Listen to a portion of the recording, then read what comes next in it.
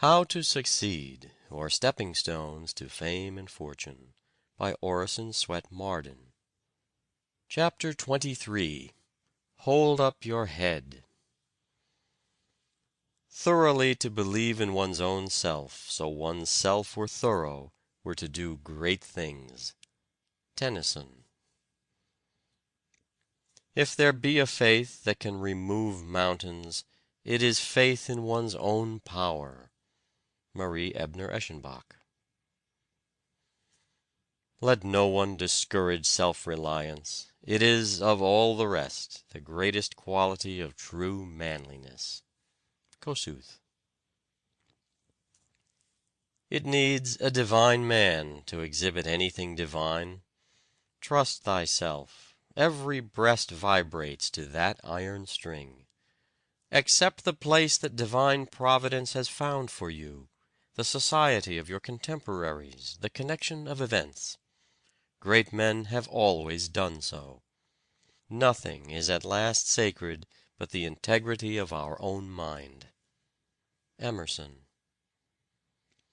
This above all, to thine own self be true, and it must follow as the night the day, thou canst not then be false to any man.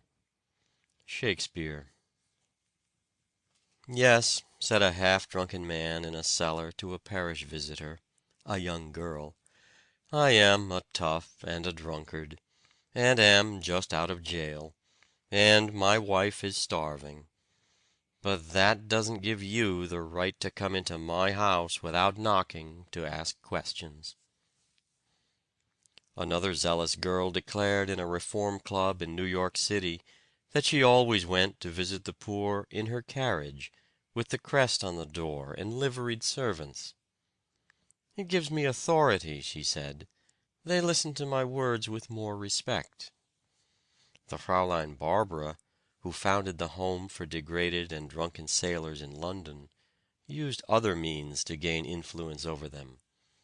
I, too, she would say, taking the poor applicant by the hand when he came to her door, I, too, as well as you, am one of those for whom Christ died.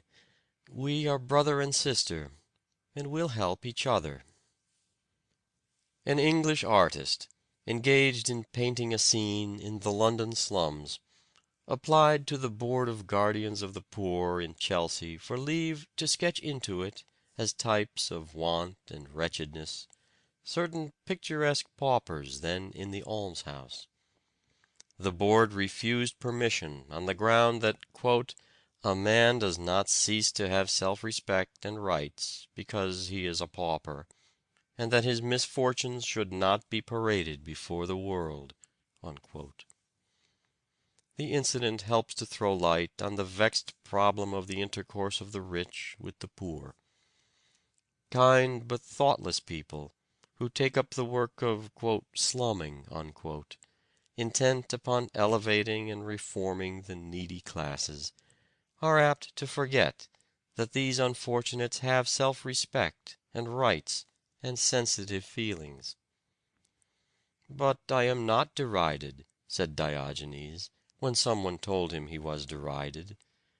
Only those are ridiculed who feel the ridicule and are discomposed by it. Dr. Franklin used to say that if a man makes a sheep of himself, the wolves will eat him. Not less true is it that if a man is supposed to be a sheep, wolves will very likely try to eat him. O God, assist our side, prayed the Prince of Anhalt-Dessau, a general in the Prussian service, before going into battle. At least, avoid assisting the enemy, and leave the result to me. If a man possesses the consciousness of what he is, said Schelling, he will soon also learn what he ought to be. Let him have a theoretical respect for himself, and a practical will soon follow. A person under the firm persuasion that he can command resources virtually has them. Humility is the part of wisdom, and is most becoming in men, said Kossuth. But let no one discourage self-reliance. It is, of all the rest, the greatest quality of true manliness. Froude wrote, "A tree must be rooted in the soil before it can bear flowers or fruit. A man must learn to stand upright upon his own feet, to respect himself, to be independent of charity or accident. It is on this basis only that any superstructure of intellectual cultivation worth having can possibly be built." "I think he is a most extraordinary man," said John J. Ingalls, speaking of Grover Cleveland. "While the Senate was in session to induct Hendricks into office, I had an opportunity to study Cleveland as he sat there like a sphinx. He occupied a seat immediately in front of the Vice President's stand, and from where I sat I had an unobstructed view of him. I wanted to fathom, if possible, what manner of a man it was who had defeated us and taken the patronage of the government over to the democracy. We had a new master, so to speak, and a Democrat at that, and I looked him over with a good deal of curiosity. There sat a man, the President of the United States, beginning his rule over the destinies of 60 millions of people, who less than 3 years before was an obscure lawyer, scarcely known outside of Erie County, shut up in a dingy office over a livery stable. He had been mayor of the city of Buffalo at a time when a crisis in its affairs demanded a courageous head and a firm hand, and he supplied them. The little prestige thus gained made him the Democratic nominee for governor, and at a time, his luck still following him, when the Republican party of the state was rent with dissensions. He was elected, and, still more luck, by the unprecedented and unheard of majority of nearly 200,000 votes. 2 years later his party nominated him for president, and he was elected. There sat this man before me, wholly undisturbed by the pageantry of the occasion, calmly waiting to perform his part in the drama, just as an actor awaits his cue to appear on a stage. It was his first visit to Washington. He had never before seen the Capitol, and knew absolutely nothing of the machinery of government. All was a mystery to him, but a stranger not understanding the circumstances would have imagined that the proceedings going on before him were a part of his daily life. The man positively did not move a limb, shut an eye, or twitch a muscle during the entire hour he sat in the Senate chamber. Nor did he betray the faintest evidence of self-consciousness or emotion. And as I thought of the dingy office over the livery stable but 3 years before, he struck me as a remarkable illustration of the possibilities of American citizenship. But the most marvelous exhibition of the man's nerve and of the absolute confidence he has in himself was yet to come. After the proceedings in the Senate chamber, Cleveland was conducted to the east end of the Capitol to take the oath of office and deliver his inaugural address. He wore a close-buttoned Prince Albert coat, and between the buttons he thrust his right hand, while his left he carried behind him. In this position he stood until the applause which greeted him had subsided, when he began his address. I looked for him to produce a manuscript, but he did not, and as he progressed in clear and distinct tones, without hesitation, I was amazed. With 60 millions of people, yes, with the entire civilized world looking on, this man had the courage to deliver an inaugural address making him President of the United States as coolly and as unconcernedly as if he were addressing a ward meeting. It was the most remarkable spectacle this or any other country has ever beheld. Believe in yourself. You may succeed when others do not believe in you, but never when you do not believe in yourself.